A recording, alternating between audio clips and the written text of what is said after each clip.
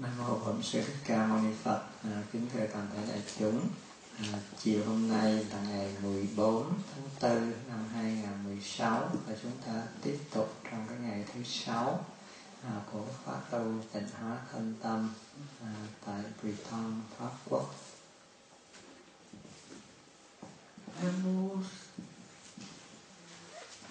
Nam mô Sakyamuni Bouddha. Nous sommes le 14 avril 2016 et nous sommes à notre 6e journée de purification à Saint-Gildas de Ruisse en France. Mặc dù chúng ta còn rất là nhiều điều cần phải được chia sẻ để chúng ta có thể thực tập được tốt hơn, nhưng mà bởi vì cái thời gian của chúng ta có giới hạn, thành ra các cái bài pháp thoại sẽ được tạm ngưng cho đến khi nào chúng ta giải quyết tất cả những câu hỏi của đại chúng. Nous avons encore beaucoup de choses à apprendre, mais nous sommes limités par le temps et comme nous devons régler toutes les questions qui ont été posées, l'enseignement va s'arrêter cet après-midi. Thì cái câu hỏi trước hết là mấy hôm nay đại chúng cả người Việt và người Pháp hỏi rất nhiều là có số tài liệu ở trên mạng. Thì đây là cái trang mạng chính và thật ra không phải là của chúng tôi nhưng mà của các em ở Mỹ. Hiện nay thì có tất cả khoảng 5 cái website của các em xin để đưa bài lên, thì đây là một trong những cái mà dễ nhớ nhất để quý vị có thể lên lấy bài xuống. Voici un des sites que vous pouvez trouver. Ils ne nous appartiennent pas, mais ce sont en fait ils appartiennent aux disciples du maître. Thì ở đây cái trang chính yếu là trang sống-niệm.com. Donc tout le monde a vu, c'est le...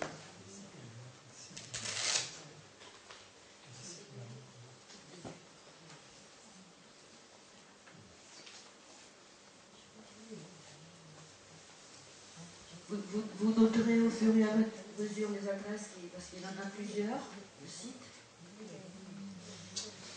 Thì trước hết thì chúng tôi chia sẻ về cái trang tiếng Việt một tí xíu. Tức là khi quý vị vào đầu tiên thì quý vị sẽ thấy cái trang tiếng Việt.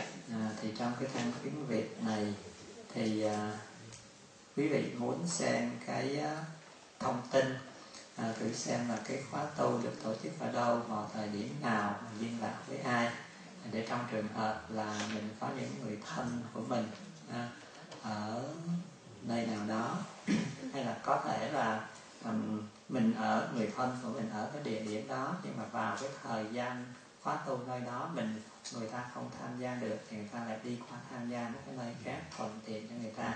Thành ra về thông tin thời khóa, nơi tổ chức và người liên hệ thì quý vị vào trong cái phần thông tin này. Rồi cái thứ hai nữa là những cái tài liệu về âm thanh và hình ảnh.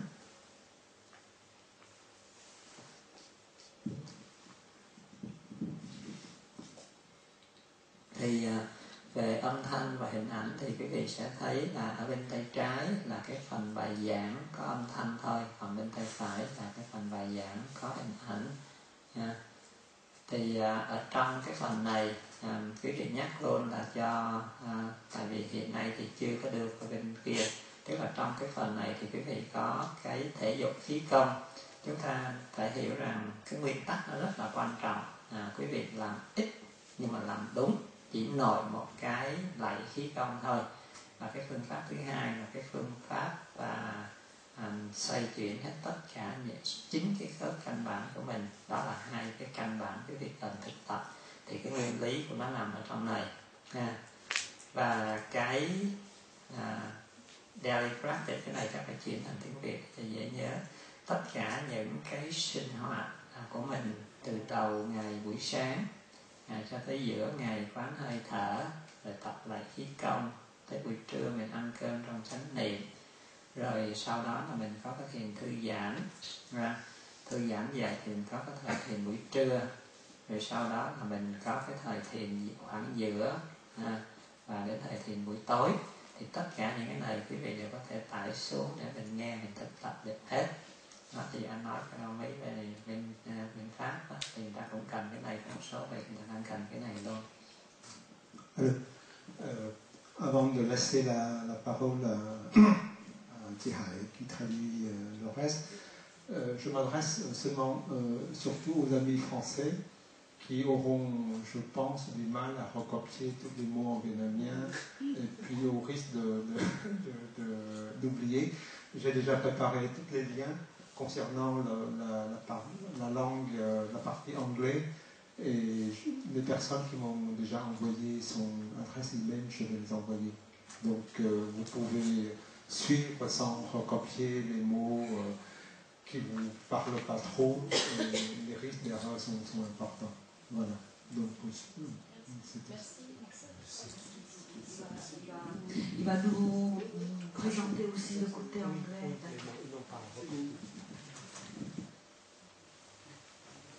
Rồi tất cả những cái tài liệu mà quý vị muốn, tất cả những cái đồ hình mà mình được chiếu trên đó, thì những cái đồ hình mà mình chiếu trên đó thì quý vị vào trong trong cái này, tức là trong cái tài liệu sức khỏe, xong rồi mình xuống cái đồ hình.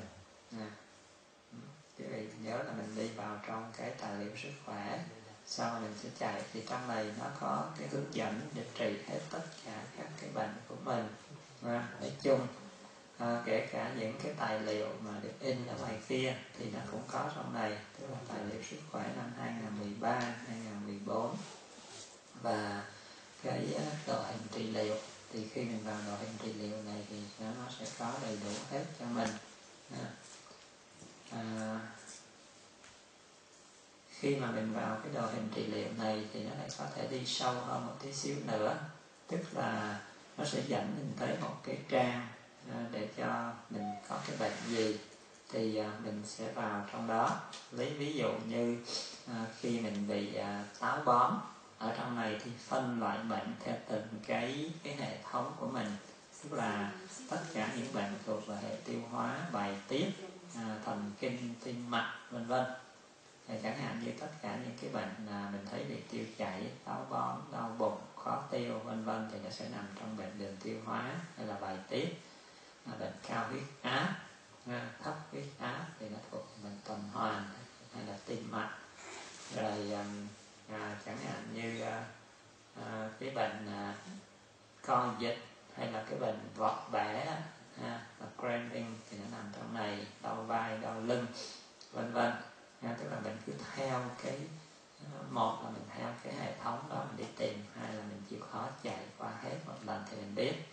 Lấy ví dụ như bây giờ mình bị đi tiểu nhiều quá, đi tiểu đêm, thì giờ mình vào trong này mình xem hay là mình tải xuống cũng được.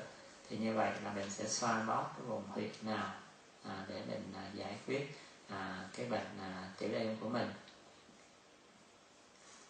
Rồi hay là chẳng hạn như mình bị vọt bẻ co giật thì mình xem để coi mình bấm cái vùng nào để mà mình bị vọt bẻ thì nó co giật. Thì cũng tương tự như vậy là chúng ta có tất cả những bệnh của đường hô hấp, ho, cảm, sốt, nóng, vân vân. Có rất là nhiều trong này. Đó thì đó là trở lại cái đồ hình trị liệu.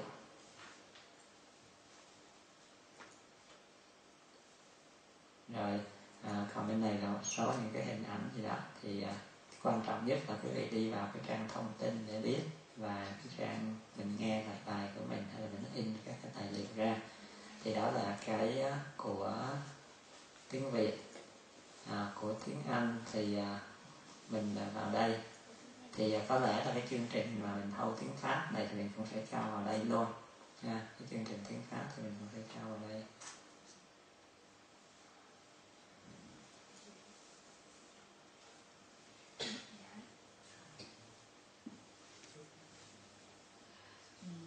Donc là, il nous explique comment faire pour en anglais. Je suppose que tous nos amis français ici sont aussi anglophones, je crois, plus ou moins, et je crois que je n'ai pas expliqué. Vous allez suivre, si jamais vous avez un problème, manifestez-vous. Il va vous montrer comment accéder aux différents documents. Thì cái này chắc có lẽ là mấy em nó bị làm sao nó bị lỗi đây, thành ra mình click qua cái chương trình tiếng Anh nó không có hiện. Rồi một cái chương trình, một cái web thứ hai nữa là cái thiền quán tâm. Il y a une autre adresse de site pour parce que tout à l'heure il a essayé de chercher en anglais, mais je crois qu'ils ont fait une erreur, les disciples de Thaï. Du coup il a pas pu, mais peut-être qu'ils vont le remettre. Et ça, c'est une autre adresse pour pouvoir accéder à ces documents.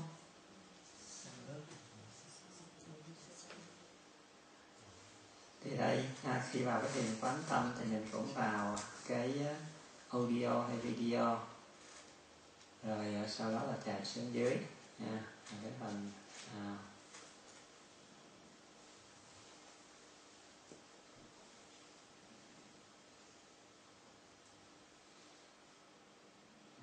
quý vị vào đây thì quý vị sẽ nghe được các cái bài giảng MP3, tức là theo cái bài giảng MP3. Còn nếu mà mình đi vào muốn coi video thì mình vào cái video thì cũng vậy.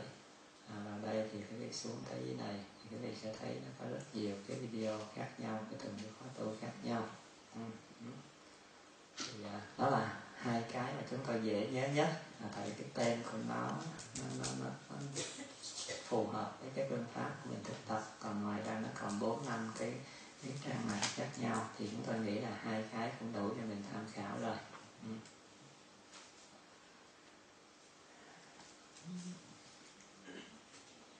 Donc, Thaï suppose que si nous consultons ces deux sites dans le détail, nous allons trouver déjà des documents nécessaires pour nos questions, pour étudier plus en détail ces enseignements.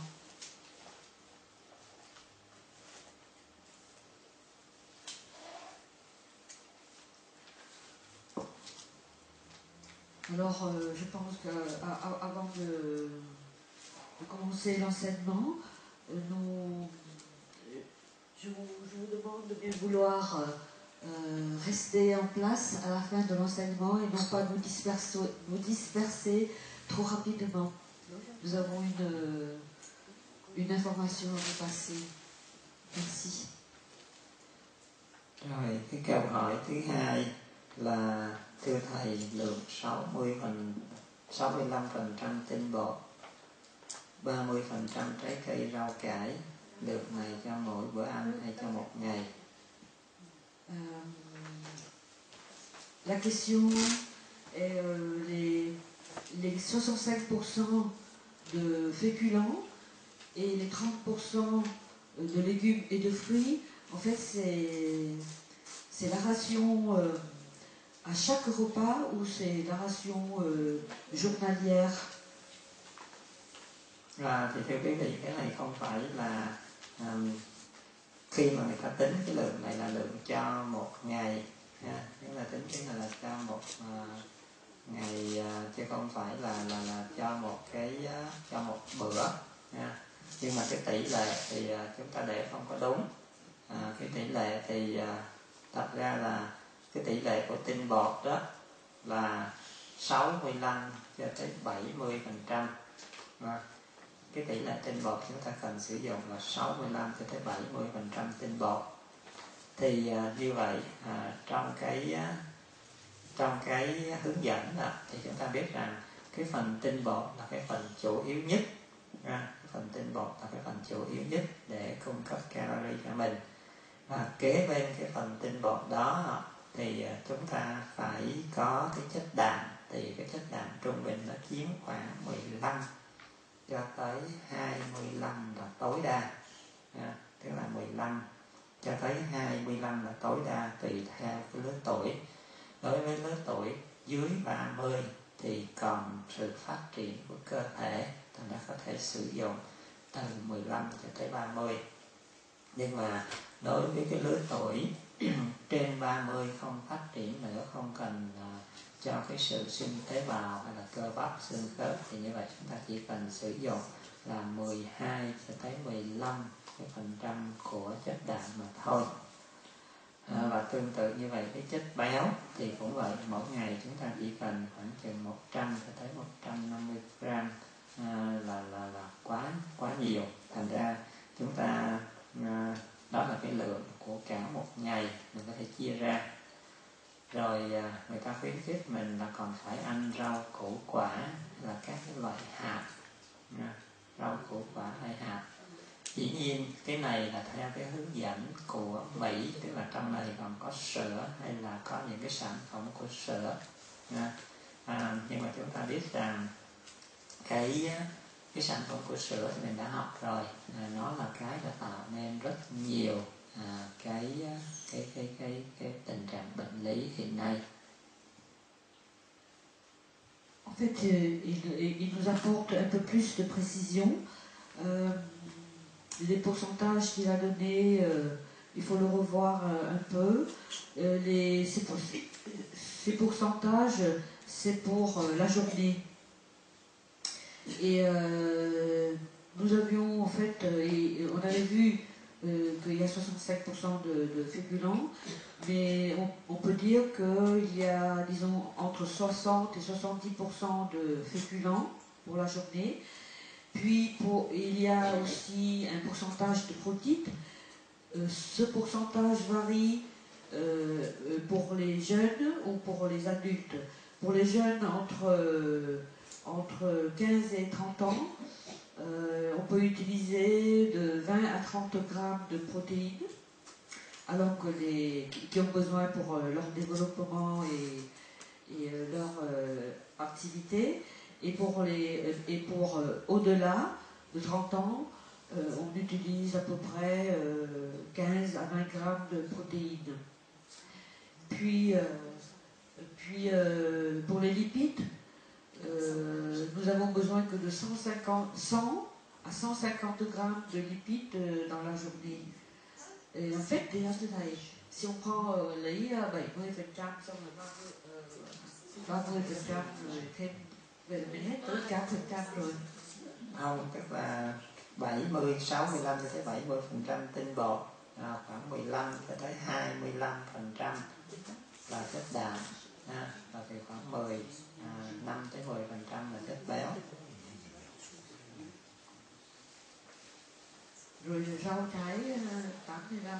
Rau trái nó không có tính calorie, tính trên lượng calorie, nó tính trên tổng lượng calorie, còn rau trái nó không phải là calorie.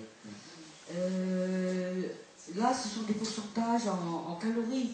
Donc 60 à 70% de féculents apportant leurs calories, 15 à 20% de protéines et 5% de lipides.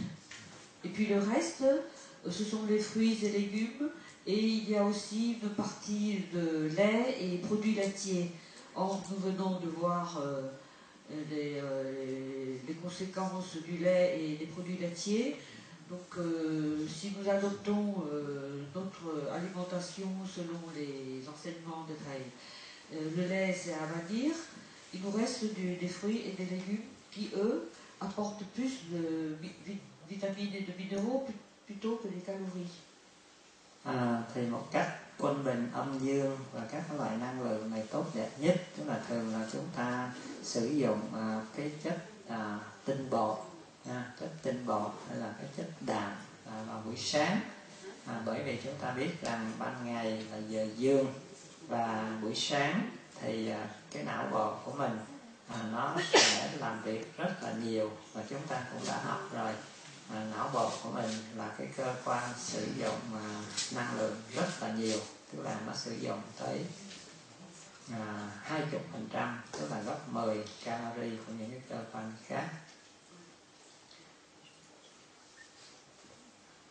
pour équilibrer le yin et le yang. Et si nous suivons les règles du yin et du yang aussi par rapport à la nature, nous savons que le matin, dans la moitié de la partie de la journée, c'est le matin, c'est yang. Donc les féculents et les protéines sont conseillés de les consommer le matin, car le matin nous sommes plus actifs, et aussi les féculents et les protéines, ce sont les aliments qui apportent beaucoup de calories, et ils nourrissent beaucoup plus le système nerveux central qui, lui, à lui-même, consomme déjà 20% de calories. Cũng vậy, hôm trước chúng ta có nói đến tất cả các loại rau củ và trái cây. Rau củ thì thông thường là chúng ta cũng sử dụng những cái thứ âm, những thứ âm vào buổi sáng và những cái thứ dương vào buổi chiều.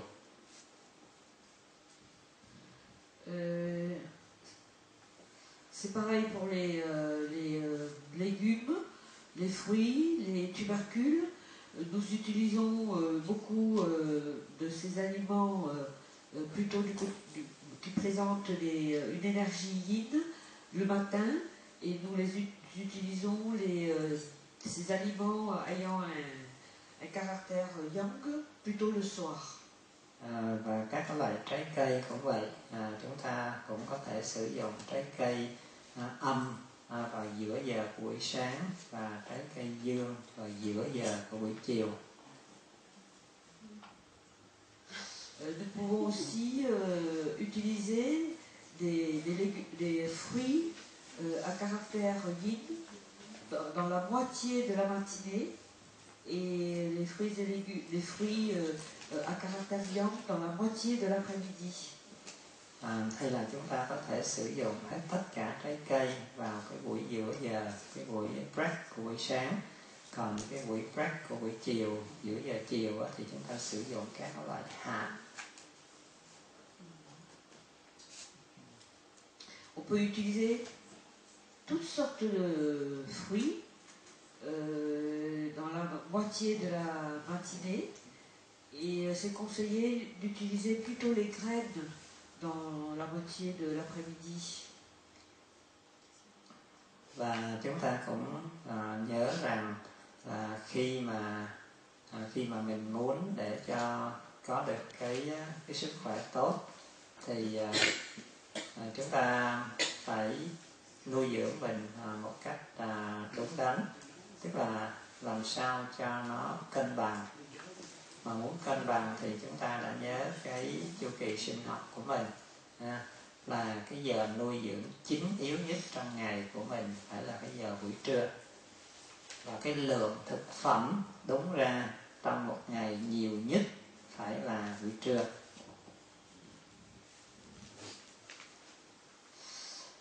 Si nous souhaitons avoir une bonne santé et nous nourrir de façon la plus juste possible et d'équilibrer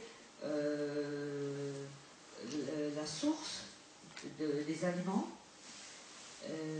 nous devons respecter le cycle physiologique selon ce schéma. Et qu'est-ce que cela signifie, suivre le cycle physiologique? Et nous avons vu que le matin, c'est plus actif, et donc ça sert pour s'alimenter, et le soir, c'est plutôt pour le repos du corps. Donc l'heure optimale la tranche d'heure optimale pour le déjeuner, c'est entre 11h et 13h. Et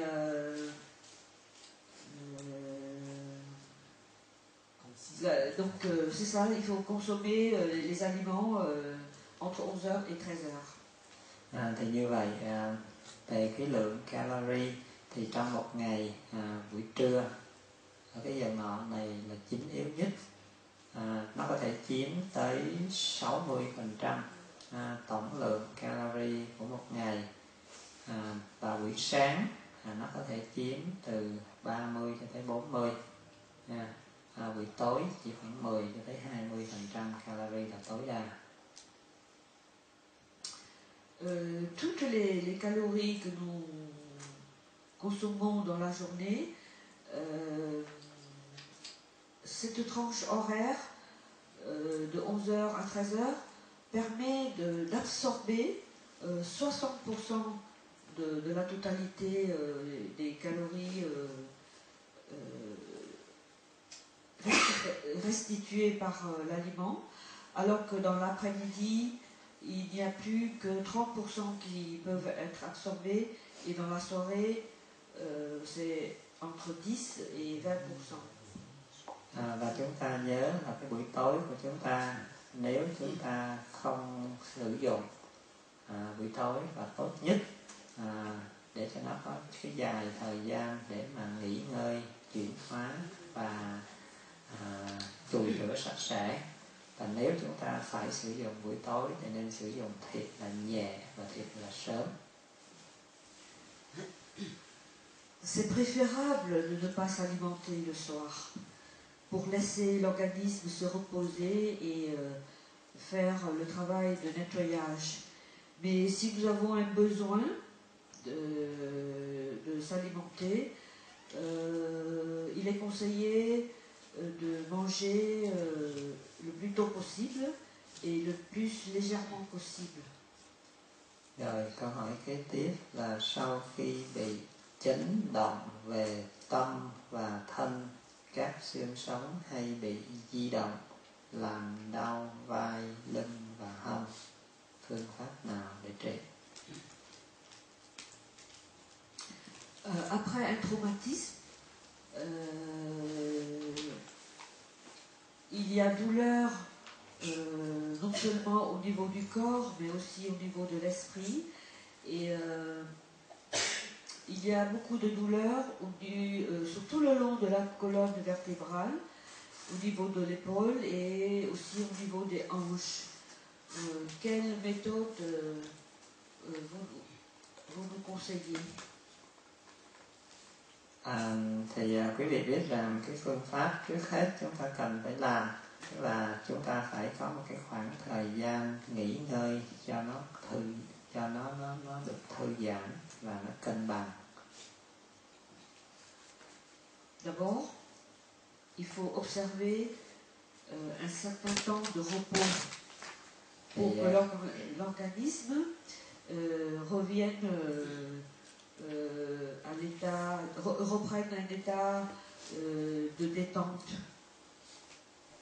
Thì dù cho nó là thân hay là tâm thì cái vấn đề đó cũng rất là quan trọng. Người ta thường nói là thời gian là cái liều thuốc điều trị căn bản.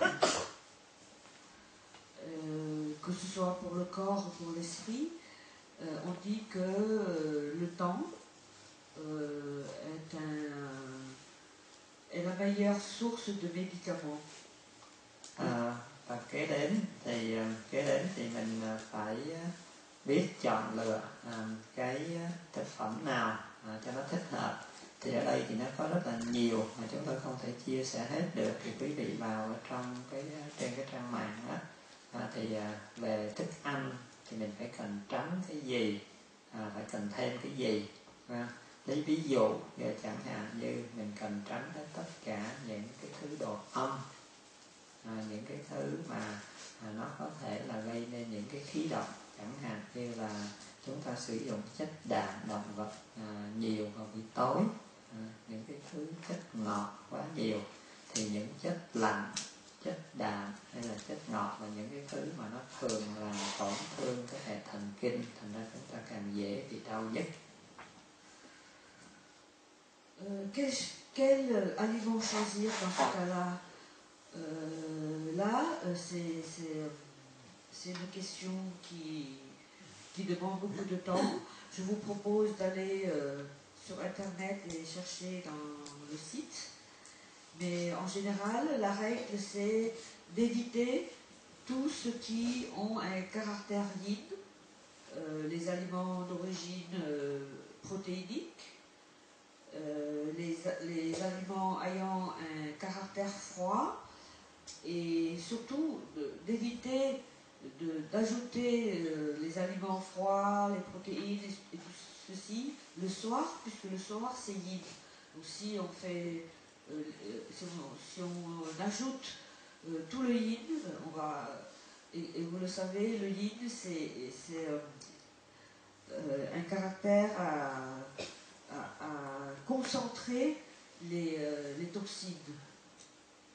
Thì căn bản để điều trị cái bệnh này thì chúng ta phải bồi dưỡng và chăm sóc hai cái hệ thống, tức là hai cái cơ quan quan trọng nhất, tức là gan và thận.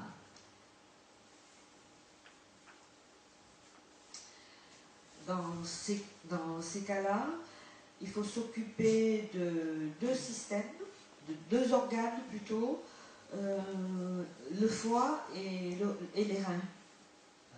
Thì như vậy là chúng ta phải sử dụng những cái chất, chúng ta đã học rồi, chúng ta phải sử dụng những cái chất đắng, những cái chất đắng hơi nhiều một tí xíu trong cái giai đoạn này để nó giúp cho cái gan nó phục hồi, cũng như cái hệ thần kinh của mình nó được phục hồi. Thì lúc đó nó sẽ giúp cho không những là về hệ thần kinh và nó giúp cho cái hệ cơ bắp của chúng ta nó được cứng chắc hơn.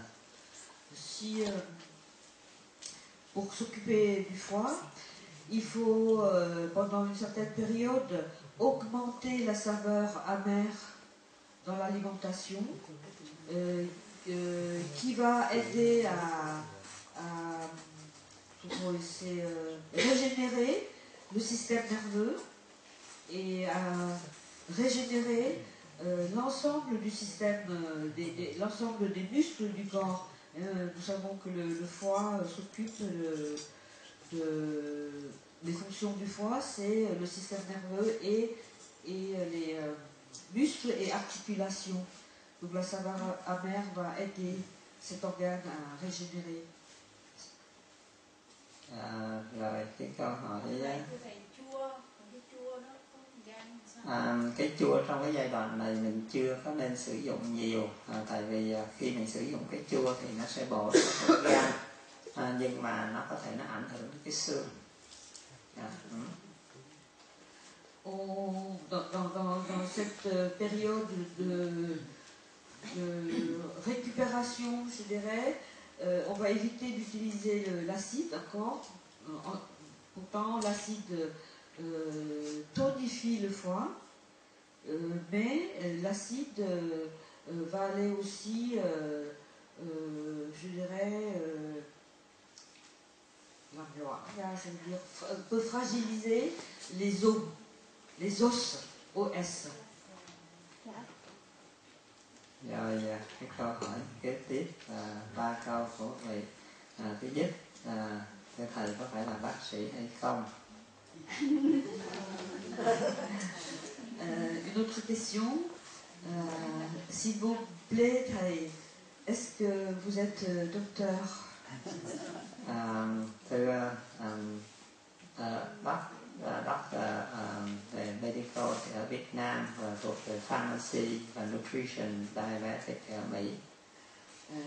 Oui, je suis docteur au Vietnam et je suis aussi pharmacien et nutritionniste aux États-Unis.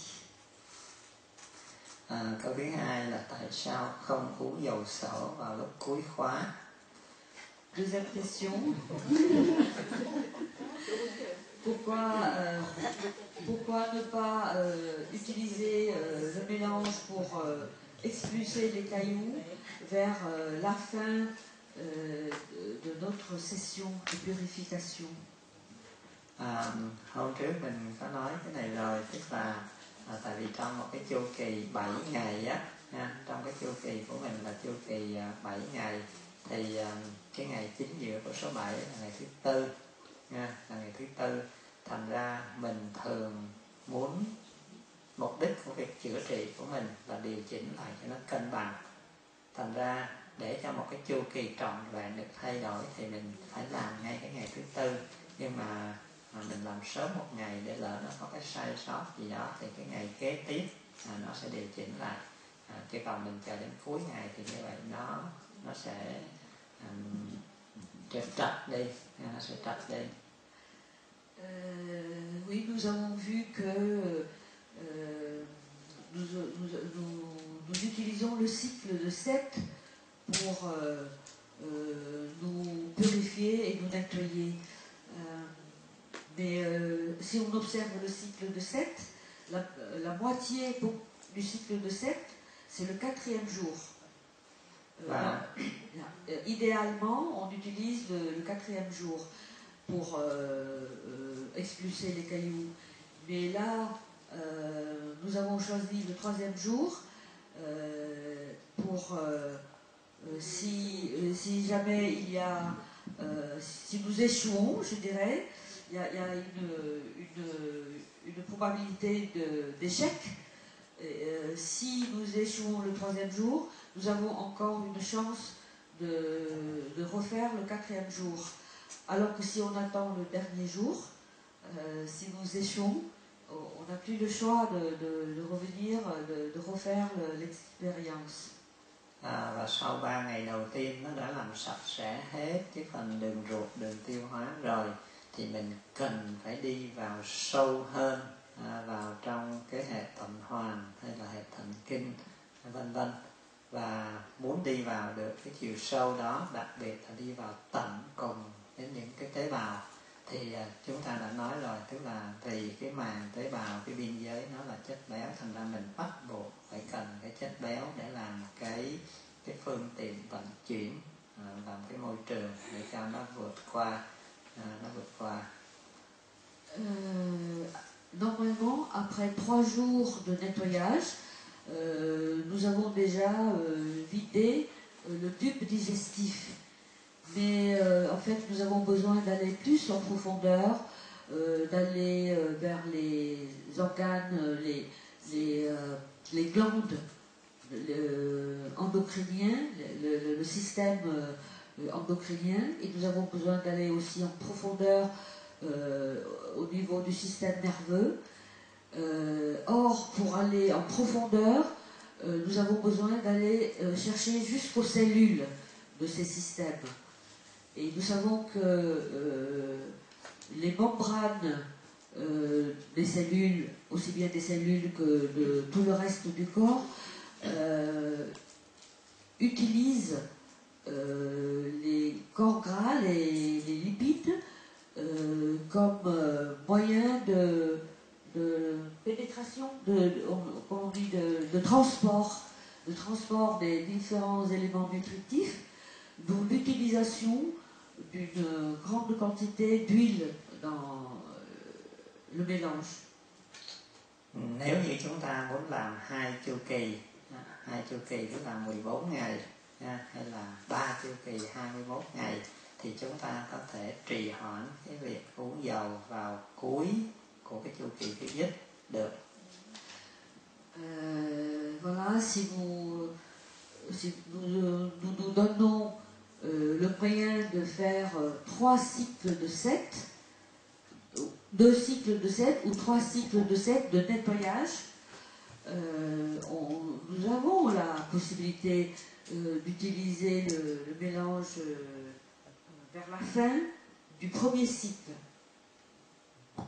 Rồi cái câu thứ 3 là tại sao không uống nước luôn 3 tuần lễ, và nếu như vậy thì nó có ok cho não bộ hay không?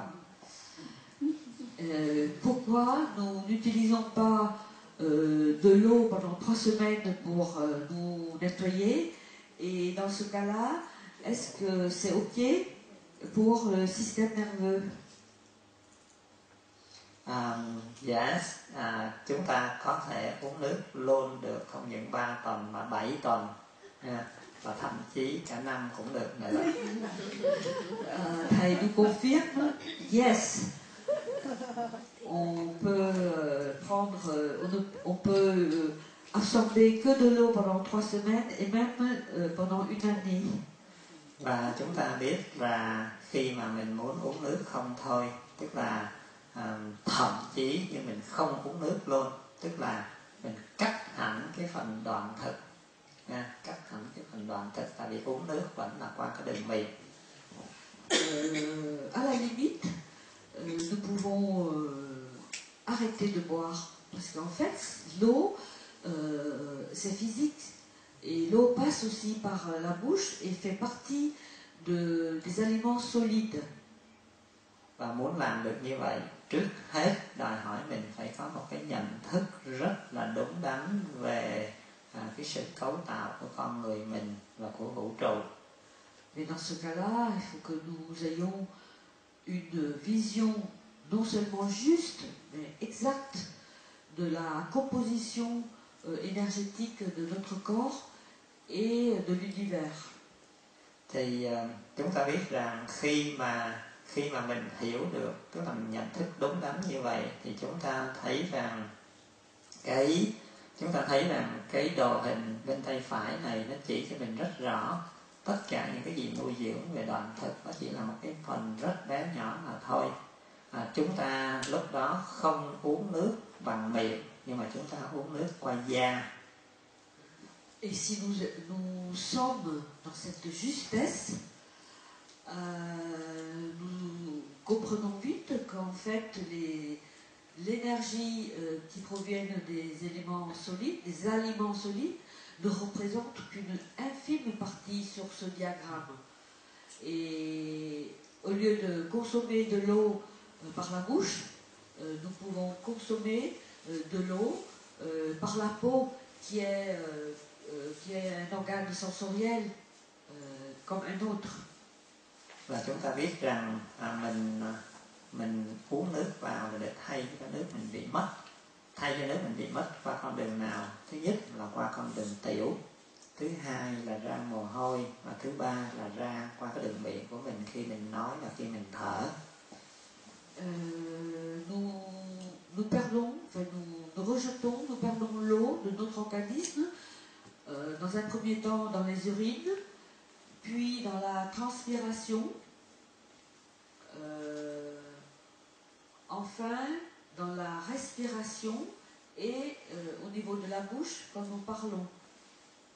Thành ra chúng ta thấy trong đời sống hàng ngày bình thường, nếu như mà mình không có mở miệng ra mình nói chuyện, nếu như cái nhịp thở của mình rất là chậm, và nếu như mình ở nơi mát mẻ, tức là cái độ ẩm trong không khí nó cao, thì như vậy mình không có khát nước nha. Mình không có khát nước, tức là cái cách đó là cái cách mình bảo tồn nước trong người mình, và khi nó thiếu thì nó sẽ hấp thụ qua da, tức là chúng ta uống bằng xúc thực. Si nous vivons quotidiennement, si nous parlons peu, ou si nous respectons, nous observons le silence, nous allons déjà perdre moins d'eau. Et si nous respirons lentement, on perd aussi moins d'eau au niveau de la respiration.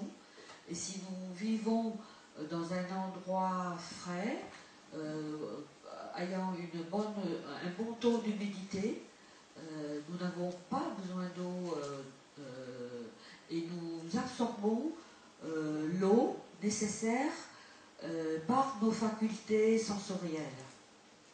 Và chúng ta biết rằng khi mà mình chuyển cái nhận thức của mình một cách đúng đắn như vậy á, thì cái ý chí của mình, cái năng lượng là tầng thứ ba này nó đã bắt đầu mạnh rồi nha, tức là nó là đúng đắn, tức là nó nằm ở cái tầng cao rồi, thành ra nó sẽ cover, tức là nó sẽ vượt, nó sẽ override, tức là nó sẽ override là sao?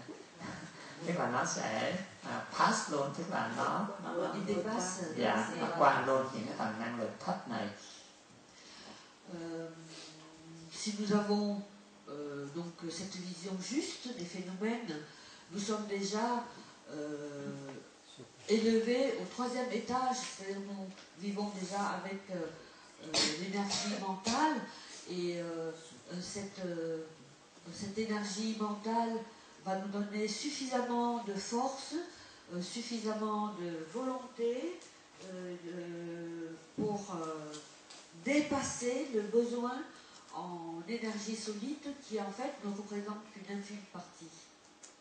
Và chúng ta biết rằng nó tùy theo, tức là mình giảm thiểu uống nước cho tới không uống nước luôn, thì như vậy nó đòi hỏi là mình phải có cái thời gian tĩnh tâm nhiều hơn, ngồi yên lặng nhiều hơn, và nhập định nhiều hơn. Thì khi mà mình đi vào cái thiền định, cái tâm của mình nó bình an, cái nhịp thở của mình rất chậm, và cái quá trình chuyển hóa trong con người mình cũng chậm, thành ra nó không có tiêu hao năng lượng, nó không bị mất nước. Do đó là chúng ta đòi hỏi là mình phải bước vào cái tầng thứ tư, tức là mình phải thực tập cái sự tĩnh tâm, thiền tập nhiều hơn. Vous voyez que pour atteindre ce niveau de ne plus avoir besoin de l'eau, il faudrait qu'on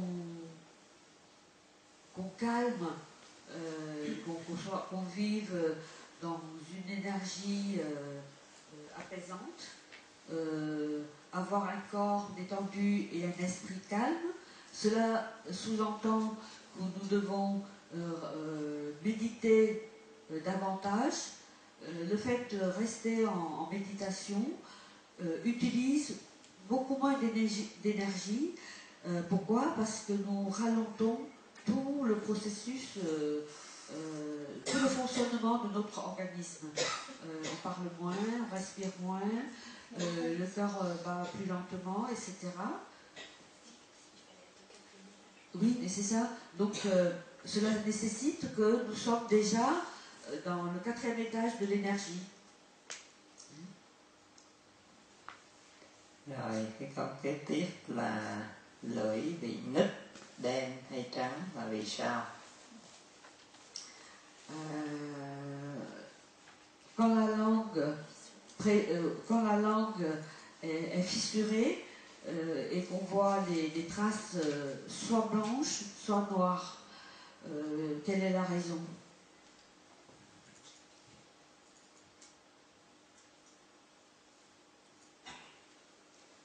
Thì chúng ta biết rằng cái lưỡi là nó là cái biểu hiện của toàn bộ cái hệ thống ở bên trong cơ thể của mình, trực tiếp nhất là từ cái hệ tiêu hóa và bài tiết, gián tiếp là từ phổi hay là từ thận.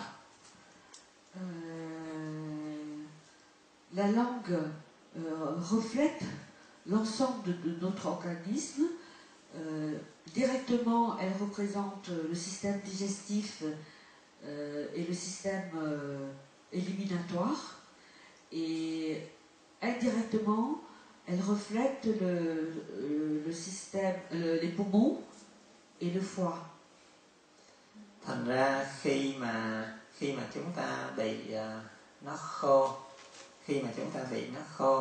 tức là cái tình trạng nước, cái tình trạng nước trong người mình nó không có đủ.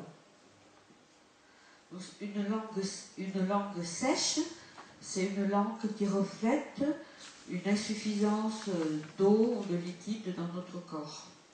Và kế đến là cái tình trạng cái chất béo, cái lipid ở trong người mình nó cũng không có đủ hay là không có tốt. Ça reflète aussi soit l'insuffisance, soit l'état une insuffisance de lipides ou bien un mauvais état des lipides dans notre corps. Thì hôm trước mình đã học tới cái nguyên tắc của vũ trụ, trong tất cả mọi cái nó đều phải được cái sự hình thành bốn cái tình trạng hay là 4 cái thể chất khác nhau. Nous avons vu le principe de la formation des 4 éléments au niveau du corps. Thì cái tầng mà sát với cái tầng chất cứng là chất lỏng. Thành ra khi mà cái chất nước trong người mình hay là cái chất béo trong người mình mà nó không đủ hay là nó không tốt thì ngay lập tức nó sẽ không bảo vệ được cái lớp chất cứng của mình, và cụ thể ở đây là cái niêm mạc của lưỡi. Donc si nous